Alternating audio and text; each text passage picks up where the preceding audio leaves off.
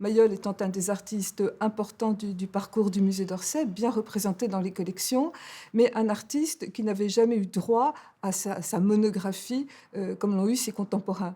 Puisque, en fait, la dernière et la seule exposition monographique de Mayol remonte à 1961 pour le centenaire de sa naissance. Mayol est en quelque sorte au cœur de ce début du XXe siècle, lié avec tous les artistes qui sont représentés à Orsay, et que par ailleurs, c'est un artiste qui n'avait peut-être jamais été étudié en profondeur et a commencé alors une longue période de travail, une période qui était absolument passionnante. On a eu accès notamment à tout le fonds de dessin de la Fondation Dina Verny, Musée Mayol, et surtout à des carnets de dessin, 38 carnets de dessin qui ont été redécouverts très récemment et qui ont été acquis par la Fondation.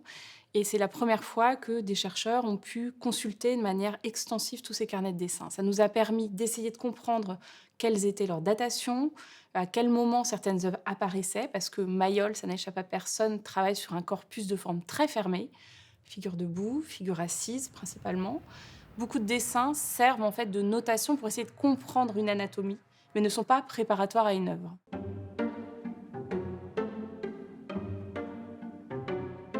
Oui, ce que je trouverais très réussi dans cette scénographie, c'est la façon dont on a une vision d'ensemble de la sculpture, avec toutes les œuvres de grande dimension, les œuvres abouties qui sont rassemblées sur les podiums, et puis tout autour, des choses plus petites, des esquisses, et qui permettent donc d'apprécier le travail de Mayol. Il passe du tout petit au très grand. Et je trouve que par rapport à sa façon de travailler, c'est une vraie question que l'on peut se poser. Oui, oui, tout à fait. Et là, ce qui est intéressant, c'est vraiment de voir dialoguer les esquisses qui sont dans Oui. la vitrine derrière avec l'œuvre monumentale et justement de se rendre compte de ce passage et de l'évolution de la Oui, sculpture en format monumental. Et puis, je trouve que là, la lumière, elle est particulièrement belle oui, parce que je suis tout à fait elle d'accord. permet notamment de voir ce détail du ventre avec les muscles qui sont vraiment très beaux et qui forment comme ça une ligne concave au milieu de la sculpture. Et c'est vraiment beau.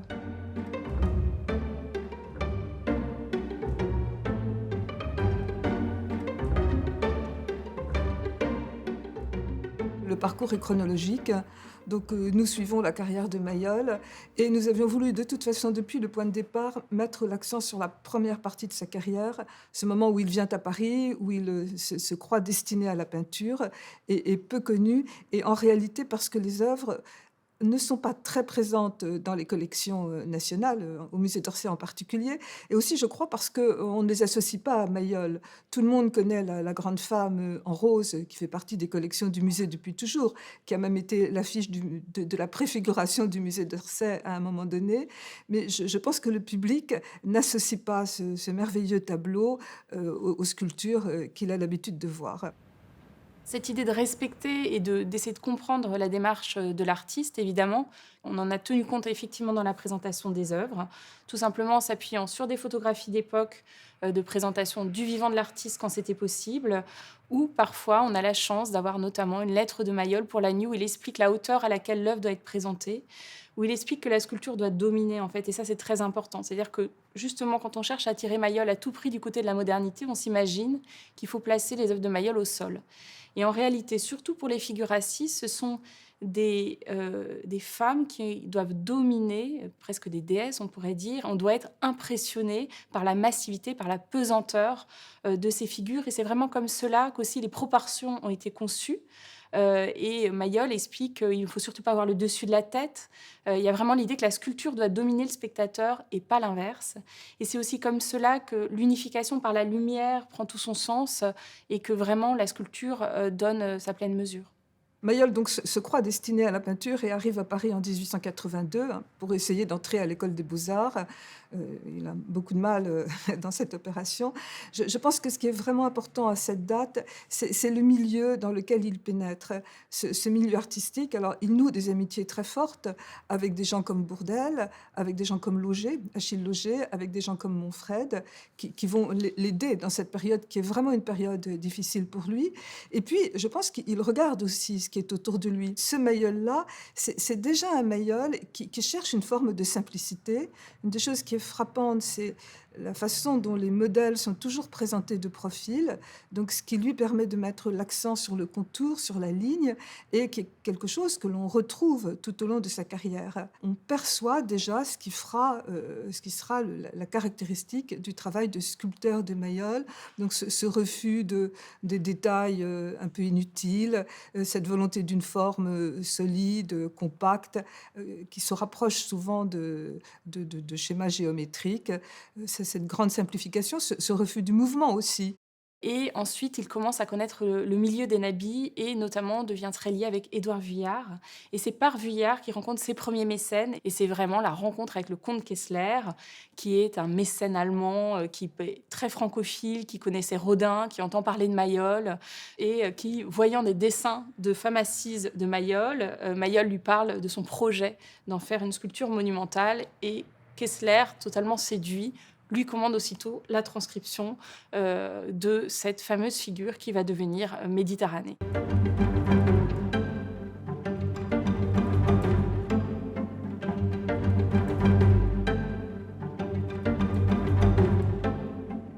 Mayol, en fait, ne s'est pas formé en tant que sculpteur. Et c'est là aussi où c'est peut-être amusant, intéressant. Il a intégré donc à son travail des procédés qui ne sont pas les procédés académiques. Mayol est quelqu'un qui a besoin de prendre de la distance par rapport au motif, que ce soit le motif dessiné ou le motif sculpté. Il a besoin, comme tout artiste, d'un point de départ qui est en face du modèle vivant, mais il a besoin ensuite de prendre du recul, et parfois c'est un recul qui peut durer plusieurs années. D'ailleurs, il dit « Le temps ne respecte pas ce que l'on fait sans lui », citant Delacroix. Il dit cette phrase, c'est une trouvaille de génie. Parce que pour lui, il y a l'idée que quand on est trop dans l'immédiateté, on va trop coller à la nature, justement. Il ne va pas pouvoir opérer cette synthèse qui l'intéresse. Et l'autre chose, c'est que malgré la recomposition des corps qu'il opère, donc le fait de ne pas se fier au corps unique d'un modèle qui serait trop particulier, mais de faire une synthèse de différents corps qui va être un corps idéal. Il utilise la métaphore du pommier, disant « Je n'invente rien aussi peu que le pommier peut avoir inventé ses pommes ». C'est-à-dire que dans un pommier, on a des pommes qui sont magnifiques, parfaites, il y en a d'autres qui ont des formes un peu étranges, et lui, il recompose tout cela pour en faire cette forme idéale selon son idéal à lui. D'ailleurs, le titre des œuvres n'est jamais le nom du modèle. Dans les sculptures, jamais. Soit il part d'un titre purement descriptif. Au départ, Méditerranée s'appelle Femme assise, parce qu'au départ, il se dit qu'il ne veut pas justement qu'il y ait un quelconque sujet qui vienne interférer avec la forme pure qu'il veut montrer. Il représente la forme pour elle-même, la forme pour sa beauté, pour son équilibre, pour sa pesanteur. Certaines de ses œuvres qui sont très verticales, très immobiles, très symétriques aussi. Pensez à Pomone, par exemple, hein, dont le geste des bras est parfaitement équilibré, pratiquement identique entre la gauche et la droite. Mais on a toujours, malgré tout, un petit sentiment de vie qui est donné, par exemple, par le décalage des jambes ou qui est donné par certains détails du modelé. Et c'est là, je pense, qu'est cette modernité de Mayol. Cette façon d'aller vers une sculpture qui ne s'inscrit plus vraiment dans une période hein, qui est celle du XXe siècle, mais qui existe simplement par la beauté, l'équilibre de ses formes.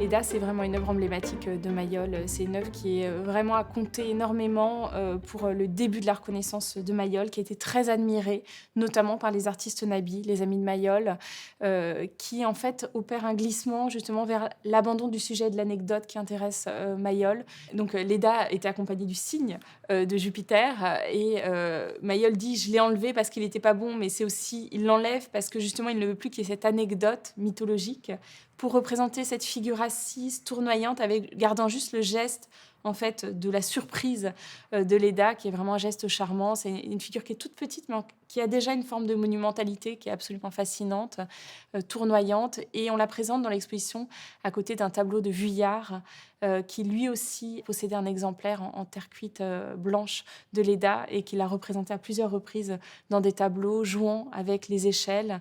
Ce qui guide le choix du matériau, c'est peut-être aussi le choix du mécène, hein, du commanditaire, puisque exécuter une pierre ou exécuter un bronze, ou faire fondre un bronze, ça n'est tout de même pas du tout la même chose. Le sculpteur étant plus engagé, en principe, dans la taille, de la pierre.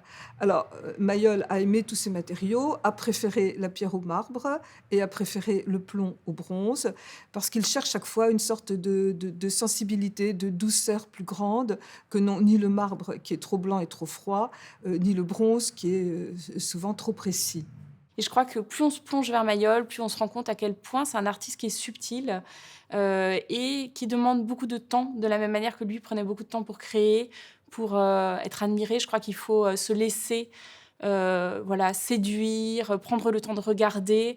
Il y a l'idée comme ça d'une œuvre, dans ce monde dans lequel tout bouge, qui au contraire doit s'admirer, presque je pourrais dire dans le silence et en prenant le temps de se laisser submerger, envahir, par, la puissance en fait, des œuvres de Mayol.